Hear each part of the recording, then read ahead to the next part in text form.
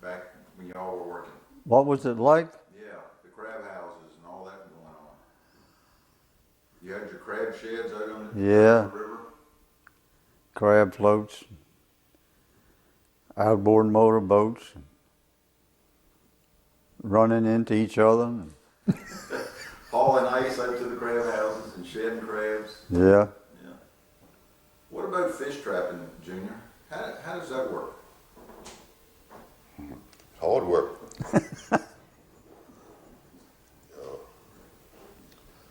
You first get the poles, knot them up and skin them. Then you got to make the nets. Then you got to go down and drive them. Then after you get ready, then you got to go fishing.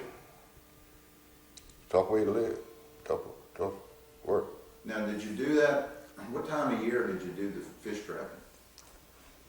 Well, it started out as soon as I thought the river wasn't going to freeze up no more in around last February, 1st of March. Then you try to have them up for the first year, because January was a bad month for the river freezing up, getting the nets away. Now, did you have to take the stakes up after you took the nets down, or did you just leave them out there?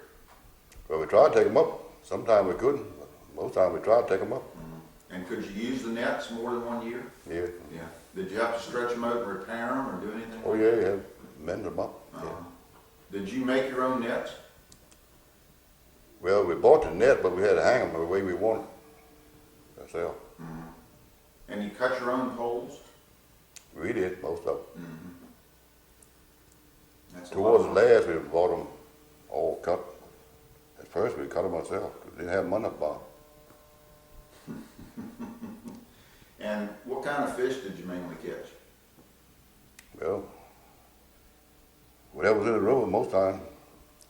In the spring, yeah, most of the herring back in the days. I think we get 2 cents a pound for them. 2 cents a pound. And now ain't enough, you can't find enough to eat hardly. Catch them by the truckload. Well, I remember as a kid, there were work boats everywhere. Everywhere. Everywhere. They come in this river from Potomac River, Tangier, Eastern Shore. And when a hurricane hit, a lot of the work boats got washed up on shore. Yeah. And how did y'all get them back in the river? I remember the men worked together to get them back in the river. Everybody got together and got one at a time.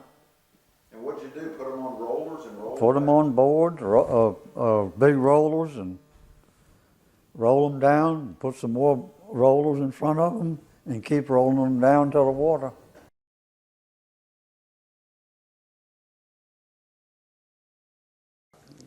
I can remember not too much. I was maybe 4, 5 years old, maybe, possibly. I remember going out there with my father and and standing on the dock and the pier, watching it come in and unload. And they didn't pick up anything freight to go back. They come back from after they've been up to Fredericksburg. Then they pick up the freight to carry to Baltimore all the way there. And other than that, and then the storm came, and all that went, and they never rebuilt it anymore. And by that time, Benny's father was head of the source, the shell pile right out from the Mary Martin's house, was manager or running it for Lord Mott. I don't know how the situation was there. But that's where they started the oyster house there, and they built a dock from there to shore. And they brought all the oysters to shore and load them on trucks. That's when the trucking business got started in. Fun. We had, of course, there was a lot of discipline there then. I remember the principal, Mr. Brand, he had a rubber hose, but the size of that, well, it was windshield wiper hose was what it was. And he would double that. And of course, if you were tardy from recess or something, you always got a few whacks when you come through the door. And that made us a better person, I guess. And we had a lot of fun. Times were difficult, and we didn't have the designer clothes and things to wear to school in, mostly bib overalls and whatever they furnished you at home. Who drove the bus? Crab, what was it, Jack Crab, wasn't it? Yeah. Yeah, from down Crab's Point. Because back then, individuals owned the buses, not the Right. county, right? The county didn't own any buses then.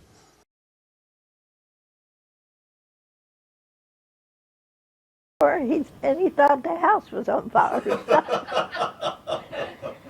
That was during Hazel. Tell that story. Well, during Hazel, the hurricane was coming, and so I packed the children up in the car and took them up to my mom's and dad's. And Gordon, he wasn't afraid of the water. Well, he wasn't afraid of much of anything.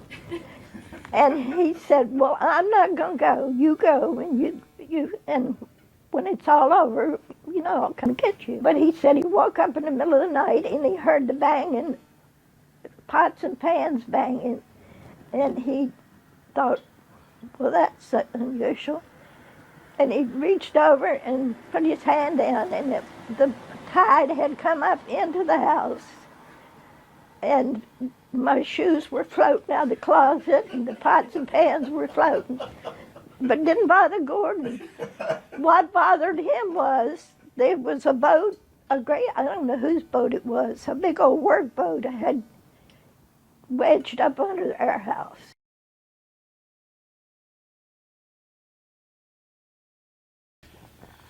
Well, we've shared and we've all agreed that we've all been blessed with the privilege to grow up in this village. And it's an ongoing blessing. It's a living, continuing blessing, because no matter where we live now, here or somewhere else, or no matter how many months or years it's been since we've seen each other or shared, two things happen. When a crisis occurs or something bad happens, we always rally for each other. And in contrast to that, when something good happens, when it's a joyous time, we also rally to celebrate with one another. And as a group of people who have spent their entire lives in Morattico, I also want to share something for posterity, and that is this village continues and maintains that loving, giving tradition, not just because of us, or not just because of the people in our lives. This village has been blessed with some wonderful people that have moved here. And we may jokingly call them come-heres, but they have become an integral part of this village, and they have contributed, and they have valued and cherished our heritage and our history, and they do everything in their power to keep it living and to keep those traditions going.